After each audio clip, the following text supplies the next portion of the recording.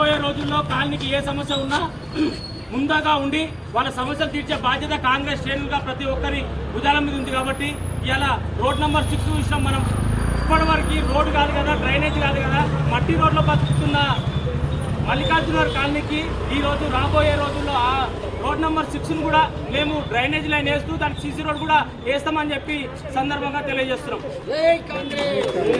ఇలా ఉమ్మడి మల్లాపూర్ని చూసుకుంటే గుడిని మింగటోడు ఉంటే గుడిని మింగ లోపల ఉన్న లింగాన్ని మింగటోడు ఇంకోటి తయారయ్యిండు. దయచేసి అర్థం చేసుకోవాలి.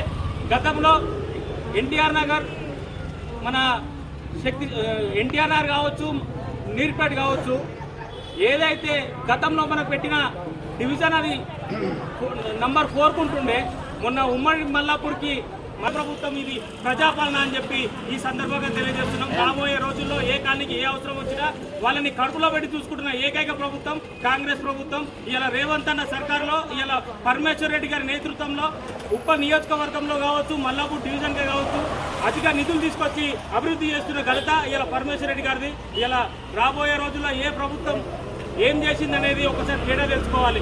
గత ప్రభుత్వానికి నేడున్న ప్రభుత్వానికి ఇలా కాలనీకి కావచ్చు, ఇలా కాంగ్రెస్ కార్యకర్తలు కావచ్చు, ఏ కార్యక్రమం ఉన్నా ప్రతి ఒక్కరు వస్తున్నందుకు ప్రతి ఒక్కరికి పేరు పెన్న ధన్యవాదాలు తెలియజేసుకుంటూ కాంగ్రెస్ పార్టీ కాంగ్రెస్ పార్టీ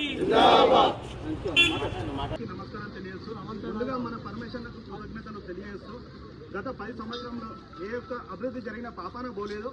మనం చూసినట్టయితే కాంగ్రెస్ గవర్నమెంట్ వచ్చినాక సీసీ రోడ్లే కానివ్వండి, మన డ్రైనేజ్ లైన్లే కానివ్వండి, స్ట్రీట్ లైనే కానివ్వండి, కమ్యూనిటీ హాల్సే కానివ్వండి, మరెన్నో అభివృద్ధి కార్యక్రమాలు మన కాంగ్రెస్ ప్రభుత్వంతో సాధ్యమైందని చెప్తున్నాము.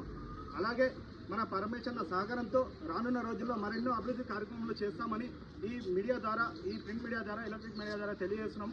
జై కాంగ్రెస్.